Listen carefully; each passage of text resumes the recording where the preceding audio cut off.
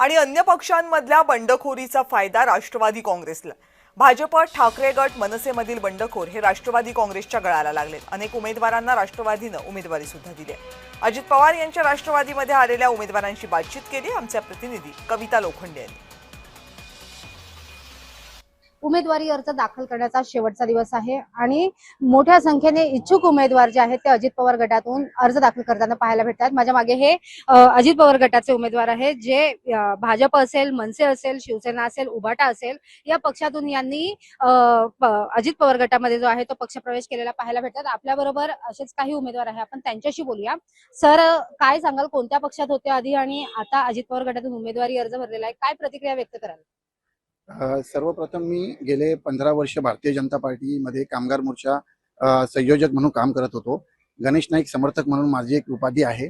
जुईनगर या प्रभागात मी सामाजिक क्षेत्रामध्ये विमल फाउंडेशन या संस्थेच्या माध्यमाने 15 वर्ष काम करतोय। भारतीय जनता पार्टी या पक्षामध्ये ना एकनिष्ठा हा शब्द उरलेला नाहीये। आयाराम गयाराम लोकांना ते तिकीट देत आहेत आणि त्यांच्या माध्यमातून पक्ष आता उभारी घेतोय असं त्यांना वाटतंय, परंतु सच्चा कार्यकर्ता काय असतो हे अजूनही पक्ष विसरलाय असं मला तरी वाटतं।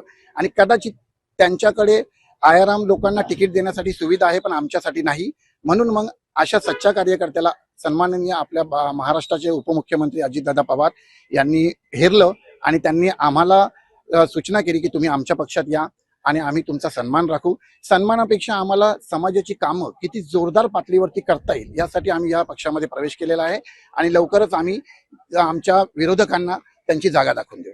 गेली 15 वर्ष मी महाराष्ट्र नवनिर्माण सेनेमध्ये कार्यरत होती, परंतु जेव्हा पक्षाला एका कार्यकर्त्याला न्याय देण्याची वेळ असते तेव्हा तो पक्षाला म्हणजे कार्यकर्त्याला न्याय न देता एखाद्या मोठ्या नेत्याला तो न्याय देतो। तर मला उमेदवारी त्या लोकांनी नाकारली, परंतु मला माझ्या प्रभागाच्या जनतेच्या आशा अपेक्षा माझ्याकडनं भरपूर आहे आणि मला माझ्या प्रभागाचा विकास करायचा आहे। मला माझ्या विभागातल्या जनतेचे प्रश्न सोडवायचे आहे। आदरणीय गणेश नाईक साहेबांनी आम्हाला दोघांनाही त्यांच्या पक्षामध्ये घेतलं आणि आम्ही त्यांच्या बरोबरच गेल्या 20 वर्षापासून काम करत आहे। परंतु 20 वर्षामध्ये प्रत्येक वेळेस आम्ही त्यांच्याकडे उमेदवारी मागितली किंवा त्यांच्याकडे कुठली कमिटी मागितली, त्यांनी आम्हाला दिलेली नाही।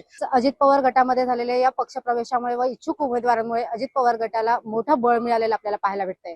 कविता लोखंडे, जय महाराष्ट्र, नवी मुंबई।